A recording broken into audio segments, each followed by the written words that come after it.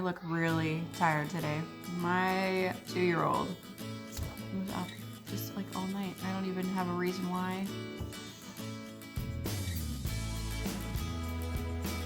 I'm fine. Yeah. Hey guys, it's Nicole with my vintage home. I thought I would do a little homeschool curriculum review for you today. I am in particular talking about exploring nature with children. This is what the cover looks like. And I can't for the life of me remember if this is available only as a PDF or if you can get it already print and bound. I'm really not sure. I think it's just a PDF that you have to print on your own. This isn't something that we use all the time, but now that it's starting to get warm outside, it's the beginning of March right now. We were going to go to a trail today and I thought, well, maybe I should pull that out and see what they're talking about for March. I know a lot of people that do use this as their curriculum spine because it has, first of all, a nature activity, a nature walk. But then with that, it has extension activities, books to read, poetry, and art study, all kind of combined in here. So all you would really have to add is your math, and you know, all the other things, handwriting, science, other homeschool things. I'm blanking right now. What else? What else do we need to teach our kids? I don't know. My kids are only 5 and 2, so we are very laid back homeschoolers at this point. My 5-year-old will be 6 in September, so this coming fall would be his technical kindergarten year. But like I said, we're pretty laid back. I do think that we like appreciate the Charlotte Mason style, and that's probably what we'll start going with more and more as they get older. And I think that this curriculum does a good job of kind of following Charlotte Mason's methods. So a lot of the learning is either something you're experiencing firsthand, being outside, being in nature, and finding those things for yourself and making those discoveries, and just encouraging curiosity in your children and encouraging just a sense of adventure and wonder about what's out there and what God created for them to study. But also, like, let me look at March week 1. The topic this week is nesting birds. So it gives you like just ideas to do on your nature walk, what you should be looking for as far as nesting birds goes. It also follows Handbook of Nature Study. And not follows, it references it. That's more like almost like a textbook of nature study. I don't actually own it. I've just been putting it off because I think it's $29.99 on Amazon, but I just looked and it's like $22 today. So I might go ahead and order that. Or I might wait and see if it's at the Missouri Homeschool Convention the end of this month. So I got to decide what I'm going to do about that. But that is definitely a book that you're going to want to have if you're going to do this curriculum. That's the Handbook of Nature Study, and I'll link that below so that you can know exactly which one to get. But back to like how it's a Charlotte Mason curriculum. It also has fiction book ideas, nonfiction ideas. And then also for this week in particular, it has biographies that you can reference too. So I think even for older kids, you can really kind of get in depth with this topic. It goes into a poem and it provides the poem for you, which is nice. And then a suggested piece of artwork that would be good to look at. And this week's is a Van Gogh. And then it has 4 extension activities for this nesting birds week, which are really cute. It's things like put materials out in your yards that a bird would use to nest with, things like mud, twigs, sticks, yarn. Another one is to research some of your local birds, which is a really good idea because we just live in such like a big, awesome country, and our different territories, they're just so different from one another because it's such a big space. Our terrains are so different. Our trees are different. Our wildlife is different. So I think it's really fun to encourage your kids to like realize that where we live is special, even though we live in Illinois and it's not my favorite state in the country. Let me tell you, there's still beauty to be found, and to just, you know, go out there and find things that are local to you. I think that's really cool. I think it's really important to kind of just be in awe of what's already around you. And so they suggest doing that and cutting out pictures of magazines and just trying to make something that's really specialized in your area. So I think that's something that we'll do, kind of look up what birds. I think the Illinois state bird is the cardinal, so we will, and I mean, they're very familiar with the cardinal by now. So, but yeah, we'll definitely look into that more birds that are local to us, and that gives you something to look for when you're on a nature walk. So if you're not a very outdoorsy person, you go on a nature walk, you might just be getting bored or be wondering like, why am I even out here? But this gives you some like actual direction, which I really, really like, because I mean, we are outside a lot, but nature walks can kind of be, they can get redundant if you're walking in the same spot. So we don't have like a ton of different trails in our area. So we kind of have our two places that we go on a regular basis. So this kind of gives us a way to make our walks different every time, even if we're walking in the same place, which I really, really appreciate. And then the last activity that suggests is to create a map of all the nests that you find, especially if you have nests in your backyard. But if not, like if you have a favorite park, you can kind of draw a picture of that park and make a map of all the nests. So I kind of like that idea too. So we're probably going to do everything this week. But like I said, we're super laid back. So I have not been like following this every week. I don't know a ton about all the other weeks. All I do know is that I've printed off the spring section, and I just love how organized this curriculum is. It's very simple and everything is laid out very plainly.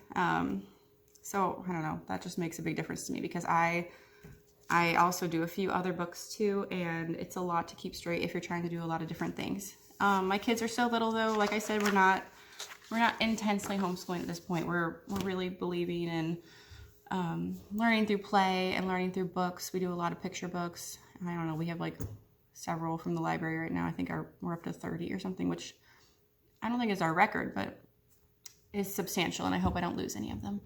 Another thing that I bought recently that I guess I'll show you now, we are really considering the good and the beautiful for our fall curriculum, just because I love all the artwork, and I like that it has scripture kind of built into the curriculum, but we're not 100% decided on that. But I did get this on sale from their website the other day, Draw Vintage Images. This is just level 1. I think there's 5 levels, and it's just how to draw pictures like step by step. And I thought that was cute because my 5-year-old is recently really getting into drawing, and he likes those Dogman books, which I know Charlotte Mason's probably like rolling over in her grave about, but in the back they have those step-by-step how to draw a Dogman and all the other characters, and that's really, really inspired him to draw. So I mean, I know it's twaddle, those Dogman books, but I mean, they've inspired him to read, they've inspired him to draw, and so I kind of just feel like, you know, if that's his interest and that's what's getting him motivated, like I'm not going to fight that just because I think it's a silly book. So I've just kind of rolled with that, and now he's really into drawing. So I thought he would probably like that book, and that would give him more drawing instruction than just like characters in his favorite book. Another thing I just bought, let me go grab it.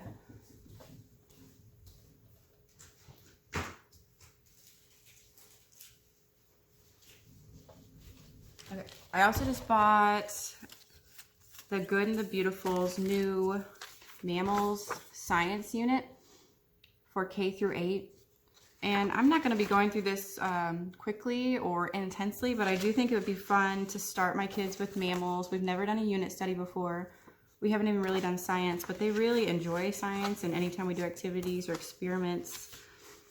And so I'm going to take this and just maybe do it over the rest of the spring and the summer. If we still have to do it in the fall and maybe finish up by Christmas, that's fine too. But I thought it would be fun to do mammals because then we can go to the zoo a lot and kind of see what we're learning about. And I've flipped through it. I've kind of already laminated the pages that I like, and I think it'll be really fun. And I mean, we can get as in-depth about this as we want to. So really, I'll keep it very simple because my kids are so little, and then hold on to it for when they're bigger, and I'll probably do it again in a couple of years. And this was not expensive. I wish I could tell you. I don't know, I'll flash the price up for how much it was, but I did buy it on sale because it had just come out, and I think the sale's over by now, but it was only maybe 10%. So they're pretty reasonable too. And I think this is $10, I think, regularly. And so the mammals, I've already like laminated all the vocabulary words, and then I laminated some of the art, which my 2-year-old has already trashed, even though I've laminated it. So, I mean, I don't know what it would look like if I hadn't laminated it. So I'm excited about this. I'll show you kind of what is in. I don't know if you can see like the topics. So there's vocabulary, and then it just does all the mammals. So we're gonna learn about ungulates, lactation, and then it does elephants, primates, felines, canines. I'm trying to read this backwards. What does that mean? What does that say? Okay, I've got to learn what that word is. Monotremes. A really good teacher. Marsupials, bats, rodents, bears, endangered mammals. So I thought that'd be fun because like I said, you can go as in depth about it as you want, and it would just be nice to like introduce those different types of mammals at this age, and then explore around, go to petting zoos, go to the zoo in St. Louis and just kind of find them. And so I'm excited about this because we haven't been very diligent about our schoolwork lately, which is 100% my fault.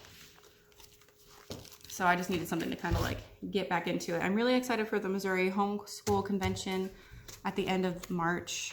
If you haven't been before and you're local to the area, you should really check it out. We have a ton of things, a ton of like vendors and curriculums there that you can look through and actually get your hands on. And I'm just really, really excited about that. A lot of really good speakers. Sarah McKenzie will be there. Pam Barnhill will be there. Those are the two big ones that I like to make sure I see. The Rabbit Room Press will be there again, and it's just a really good time, really like refreshing and motivating, especially for those of you who are like homeschooling hardcore right now and you're burnt out completely and are ready for the year to be over. I think that all the moms appreciate just a little bit of break and like motivation at the end of the year. Other curriculum we're using, Playful Pioneers, which is super cute.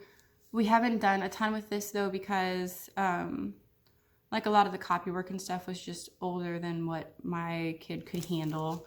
So we have used the schedule to be reading all the Little House books. My boy loved Farmer Boy. And it gives you, so it's kind of like history wrapped into literature, and then a lot of projects that are based on like the Little House books. That's kind of the spine of the curriculum, is the Little House books. So if you like Little House books and Pioneer Days, I mean, you'll really like this curriculum.